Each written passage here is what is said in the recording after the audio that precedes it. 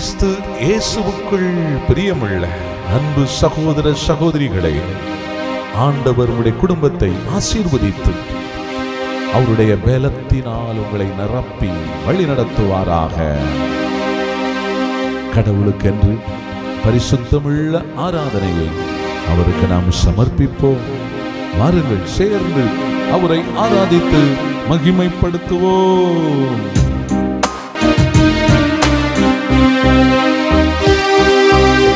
ஆராதனை நாயகன் நீரே, ஆராதனை வேந்தன் நீரே, ஆராதனை நாயகன் நீரே, ஆராதனை வேந்தனும் நீரே. ஆயுள் முடியும் வரை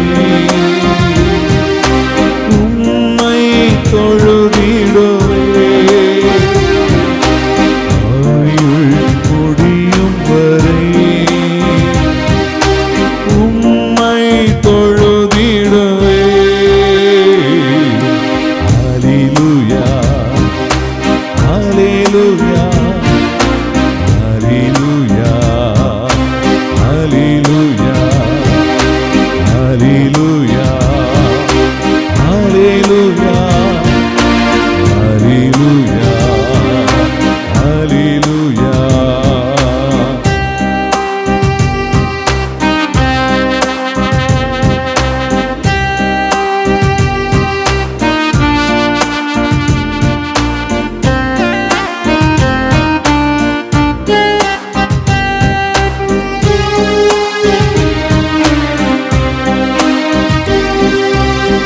ஆயிரம் பேர்களில் சிறந்தோ ஆண்டவர் இயேசு நீரே, ஆயிரம் பேர்களில் சிறந்தோ ஆண்டவர் இயேசு நீரே. இடிவெள்ளியே என் பிரியம் நீரே, என்றென்றும் தொழுதிடுவே. இடிவெள்ளியே என் பிரியம் நீரே, என்றென்றும் தொழுதிடுவே. ஹல்லேலூயா, ஹல்லேலூயா, ஹல்லேலூயா, ஹல்லேலூயா, ஹல்லேலூயா, ஹல்லேலூயா, ஹல்லேலூயா, ஹல்லேலூயா.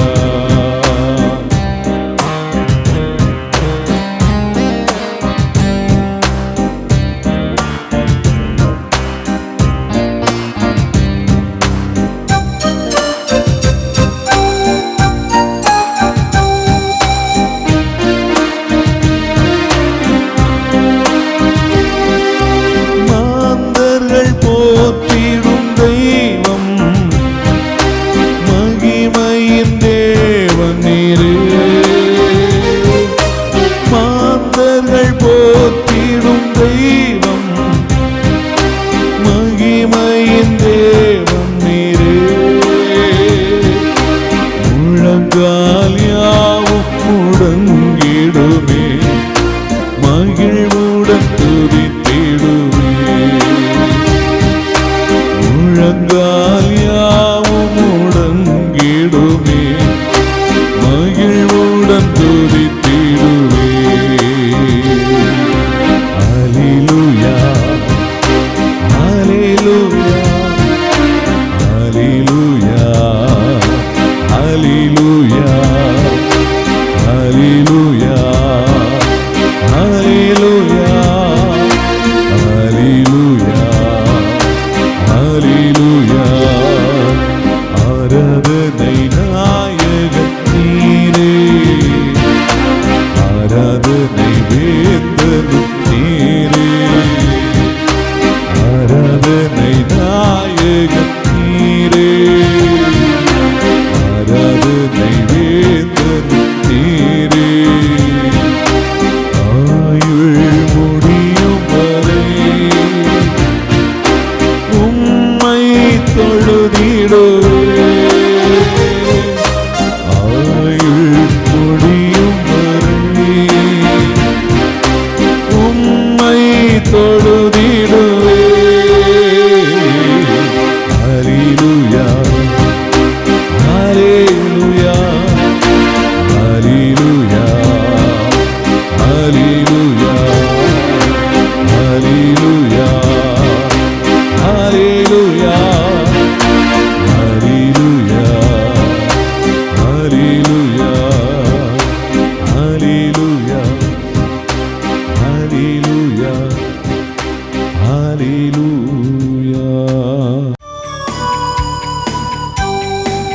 இயேசு கிறிஸ்துவுக்குள் உடன் பிறந்த சகோதர சகோதரிகளே, மரியே வாழ்க தொலைக்காட்சியின் நேயர்களே, உங்கள் அனைவருக்கும் இன்றைய நாளின் வாழ்த்துக்களையும் ஆசீர்வாதங்களையும் தெரிவித்துக் கொள்வதில் மகிழ்ச்சி அடைகிறேன்.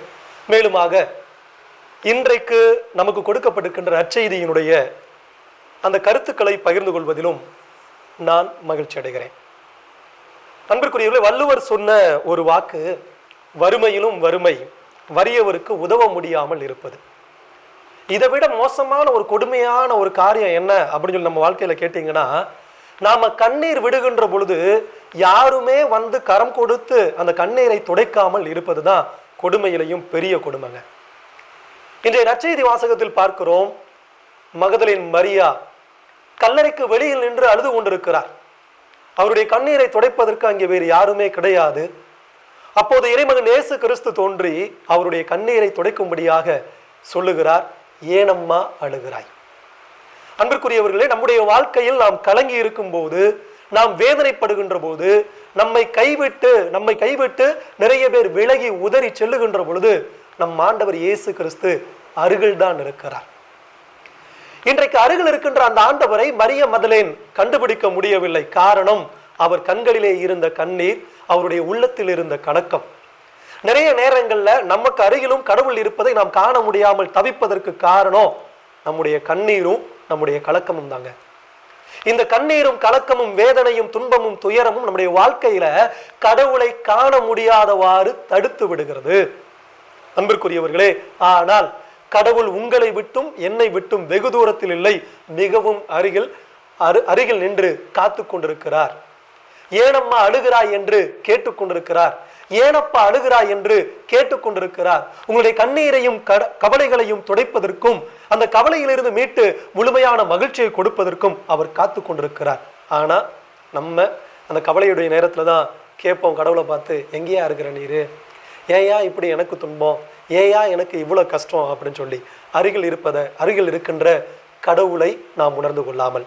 அன்பிற்குரியவர்களே, தோட்டக்காரர் என இயேசுவை நினைத்த மரியாவை போன்றுதான் நாமும் சில நேரங்கள்ல கடவுளை செயலாற்ற முடியாதவர், கடவுள் என்னுடைய துன்பங்களை நீக்க முடியாதவர், கடவுள் என் அருகிலேயே இல்லை என்று நினைத்துக் கொண்டிருக்கின்றோம்.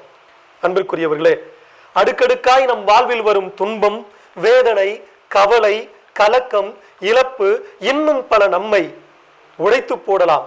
மறக்காதீர்கள், நம் ஆண்டவர் அருகில் நின்று ஏனம்மா ஏனப்பா அழுகிறாய் என்று கேட்பதை. அன்பிற்குரியவர்களே, யார் வேணாலும் உதறி சென்று விடலாம், ஆனால் கடவுள் நம்மை உதறி செல்வது கிடையாது. ஏனப்பா ஏனம்மா அழுகிறாய் என்று அவர் அருகில் இருக்கிறார் என்பதை உணர்ந்தவர்களாக நம்முடைய கவலைகளை, நம்முடைய கண்ணீரை, நம்முடைய துக்கத்தை, நம்முடைய துயரத்தை, நம்முடைய உடைந்து போன உள்ளத்தை அவரிடம் காட்டுவோம், அவரிடம் சொல்லுவோம். அவர் நம் கண்ணீரை துடைத்து இதோ நான் உன் அருகில் இருக்கிறேன் என்று எப்போதும் உதவி செய்ய தயாராக இருக்கிறார். அன்பிற்குரியவர்களே, சேர்ந்து ஜெபிப்போம். இறைவா, என்னுடைய குடும்பத்தில் இருக்கின்ற எல்லா விதமான கவலைகளையும், உம்மை காண முடியாமல் தடுக்கின்ற என்னுடைய கண்ணீரையும் உம்முடைய கரங்களை ஒப்புக் கொடுக்கிறேன். இந்நாளில் ஆண்டவரே, என்னுடைய துன்பத்தை அகற்றி எவ்வாறு இன்று நீ மரிய மகதலேனாவிடம் சொன்னீரோ அதே போல ஆண்டவரே, என் அழுகையை நீர் மாற்றும்படியாக உம்மிடம் ஜெபிக்கிறேன். தொடர்ந்து என்னுடைய வாழ்க்கையிலே நீர் அருகில் இருப்பதை நான் உணர்ந்து கொள்ள வரம் வருடும். ஆமென். சங்கீதம் திருப்பாடல் 149 அதிகாரத்திலே 4-5 வசனங்கள் வாசியுங்கள். ஆண்டவர் தம் மக்கள் மீது, நல்ல கை தட்டுங்க பாப்போம், நல்ல வசனத்தை புரிஞ்சுக்கோங்க. நான் ஏழையா இருக்கேன், நான் கஷ்டப்படுறேன், நான் துன்பத்தில் இருக்கேன், என் தலையெழுத்து ஆண்டவர் எழுதி வச்சிட்டார் இல்ல. கடவுள் தன் மக்கள் மீது விருப்பம் கொள்கின்றார். தாழ்நிலையில் இருக்கிற அவர்களுக்கு வெற்றி அளித்து மேன்மைப்படுத்துவார். என்ன செய்வாரு ஆண்டவர்? மேன்மைப்படுத்துவார் போல வெற்றி அளித்து. நீ எங்க தோல்வியை கண்டியோ, எங்கே துவண்டு சுருண்டு போய் கிடக்கிறையோ, எங்கே மற்றவங்களால ஏளன பொருளா பார்க்கப்படுகிறாயோ, அந்த இடத்திலே உங்களுக்கு வெற்றியை தந்து ஆண்டவர் என்ன தருவாரு? நல்ல பக்கத்துல கை கொடுத்து சிரிச்சு சொல்லுங்க, சிரித்துக்கிட்டே சொல்லுமா, உனக்கு வெற்றியை அளித்து, உங்களுக்கு வெற்றியை தந்து உங்களை மேன்மைப்படுத்துவார். எப்படி தருவார்? உங்களுக்கு எல்லாத்துலையும் நீங்கள் எடுக்கிற முயற்சி எல்லாத்துலையும் ஆண்டவர் என்ன தருவார்? வெற்றியை கொடுத்து ஆண்டவர் உங்களை மேன்மைப்படுத்துவார். அதனால தான் 5ஆம் வசனம் சொல்லுது, அவருடைய அன்பர்கள் மேன்மையடைந்து களி கூறுவாராக, மெத்தைகளில் சாய்ந்து மகிழ்ந்து கொண்டாடுவாராக. நீங்கள் உங்கள் வாழ்க்கையில் எல்லாவற்றிலும் மேன்மை அடைவீர்கள். நீங்கள் எடுக்கிற எல்லா முயற்சியிலும் மேன்மை அடைவீர்கள். நீங்கள் எடுக்கிற எல்லா காரியத்திலும் ஆண்டவருடைய கரம் உங்கள் வாழ்க்கையில் செயலாற்றும். நீங்கள் நிச்சயமா நல்லா இருப்பீங்க. கைகளை தட்டி சொல்லுங்க, நிச்சயமாக இயேசுவின் நாமத்தில் நல்லா இருப்பேன். ஒரு 3 நேரம் சத்தமா சொல்லுங்க, இயேசுவின் நாமத்தில் நானும் என் குடும்பமும் நல்லா இருப்போம். எடுக்கிற முயற்சிகள்ல வெற்றி பெறுவோம். தேவனுடைய பெயரால் மேன்மையா இருப்போம். அதனால தான் எனக்கு பிரியமானவர்களே, பாருங்க, இன்னைக்கு உங்க வாழ்க்கையில வேதம் சொல்லுகிறது, 2 கொரிந்தியர் 8ஆம் அதிகாரம் 9ஆம் வசனம் சொல்லுது, இந்த மேன்மைக்காக இயேசு தன்னையே கையளித்தார். அவர் செல்வராய் இருந்தும் நமக்காக ஏழையானார். அவருடைய ஏழ்மையினால் நாம் செல்வர்களாக மாறினோம். நீ எப்படி உயர்வ? எனக்காக தெய்வம் சிலுவையிலே தன்னை கொடுத்தார். இந்த உலக வாழ்க்கையிலும் சரி, என்னுடைய ஆன்மீக வாழ்க்கையிலும் சரி, எல்லாத்திலே உயரும்படி இயேசு தன்னையே முழுவதும் கையளித்தார். நல்ல கைகளை அசைத்து சொல்லுங்க, எனக்காக இயேசு ஏழையானார். எல்லா நன்மைகளின் கருவூலமாகிய தெய்வம் எனக்காக சிலுவையில் இறங்கி வந்தார். அவர் ஏழையாய் மாறினார். அவருடைய ஏழ்மையினால் நாங்கள் செல்வர்களாய் மாறுகிறோம். பக்கத்தில் கை கொடு சொல்லுங்க, நீங்க வருத்தப்படாதீங்க, முகவாட்டமா இருக்காதீங்க, எப்போதும் தரித்திரத்தை பேசாதீங்க, எப்போதும் ஏழ்மையை பேசாதீங்க, கடனை பேசாதீங்க, இழப்புகளை பேசாதீங்க. உங்களை உயர்த்துகிற தேவனை பேசுங்கள். உங்களை உயர்த்துகிற ஆண்டவரை அறிக்கையிடுங்கள். பிரியமானவர்களே, சங்கீதம் 112ஆம் அதிகாரத்திலே 9வது வசனத்தை வாசித்து பாருங்கள். சங்கீதம் திருப்பாடல் 112:9, அவர்கள் வாரி வழங்கினர், ஏழைகளுக்கு ஈந்தனர், அவர்கள் நீதி என்றென்றும் நிலைத்திருக்கும், மாட்சியுடன் மேலோங்கும். நீங்க எப்படி ஆவீங்க? மேலோங்குவீர்கள். பக்கத்தில் கை கொடு சொல்லுங்க, இதுவரை வாங்குறவங்களா நீங்க இருந்திருக்கலாம். சத்தமா சொல்லுங்க, நல்ல கொஞ்சம் முகத்தை சிரிச்ச முகத்தோட சொல்லுங்க. நீங்க வாங்குறவங்களா இருந்திருக்கலாம். இனிமே கொடுக்கிறவங்களா மாறுவீங்க. எத்தனை பேர் நம்புறீங்க? எப்பா நாங்கள் வாங்கி தான்ப்பா பழக்கம். அப்படியா? இல்லை, நீங்கள் கொடுக்குறவங்க. நீங்கள் யாரு? மேன்மை. கடவுள் என்ன மேன்மைப்படுத்த நான் யாரா மாறுவேன்? சத்தமா சொல்லுங்க, நான் என்னை ஆண்டவர் உயர்த்த என்னை மேன்மைப்படுத்த நான் யாரா மாறுவேன்? நான் கொடுக்கிறவனா மாறுவேன்.